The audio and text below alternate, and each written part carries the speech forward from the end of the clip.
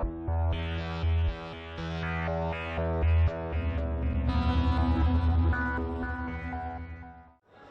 Ioannou, in general, how is the year ending for the P&I clubs and in particular for the American P&I Club? Thank you, Marcos. Thank you for joining us here today. You will have seen from the presentation that the last few years has had a higher flux of claims across the board.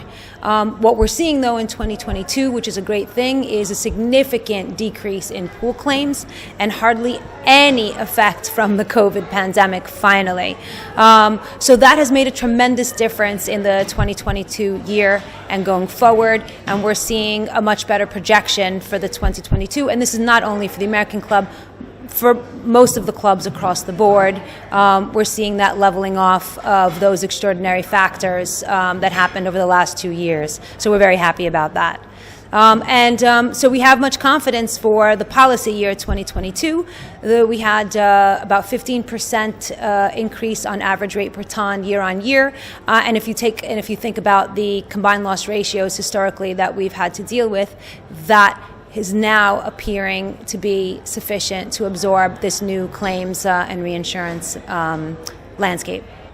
Is the cost of insurance premiums believed to have stabilized? How will the next period be shaped? Okay, well, as you know, mutual nonprofits, their goal is to charge just enough to cover the expenses and the claims. That has always been the goal throughout the years, and as you will have seen from the trajectory that I put on historically, rates follow the claims trend. So when we say have rates stabilized, that's a very relative term. There is no stable rate. The rates follow the claims environment. And what we're seeing now is that has finally leveled off at this stage based on this current claims environment.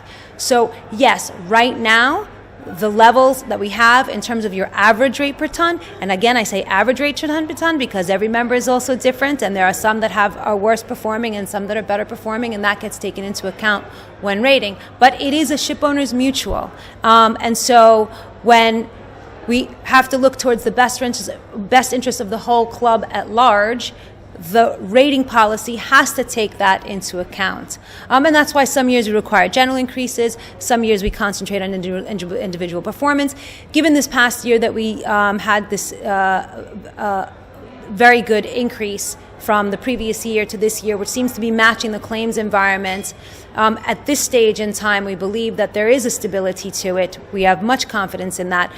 But given the fact that P&I clubs, yes, they're ship owner mutuals, but they're also regulated financial institutions, and they have capital requirements, they have surplus requirements, they have solvency requirements. And so those things also have to be taken into account. This year we dealt with extraordinarily negative investment return. So we cannot rely on that to make up any differences. So it's very good right now that the premium rating has matched the claims environment, and we will continue to budget in that way.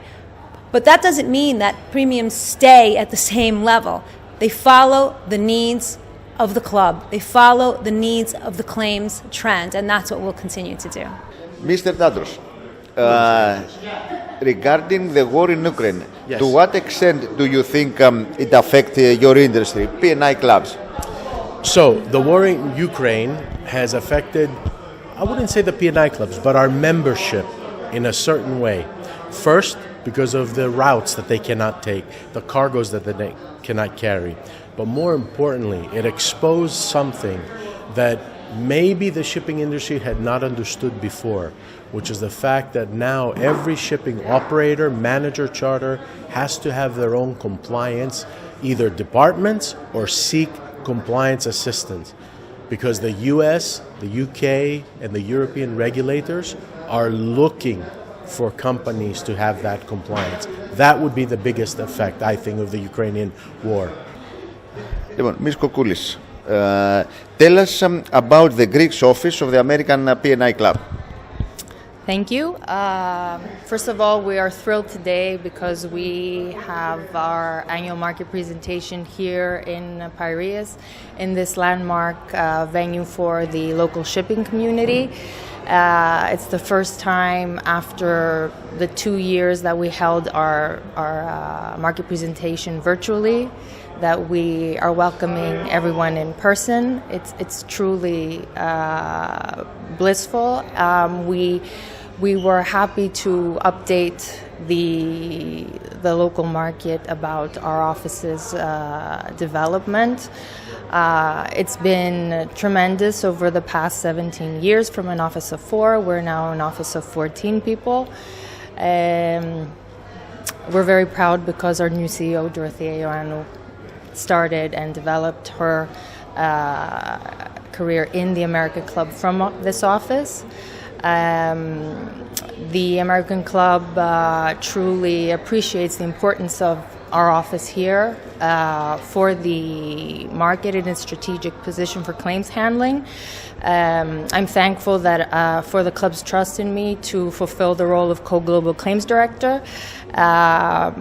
This enables us to have seamless global claims management between the U.S. and the EMEA region, the Far East, Southeast Asia, and without time zone playing any role. We're very proud of that. Our claims team is it's now a team of 10.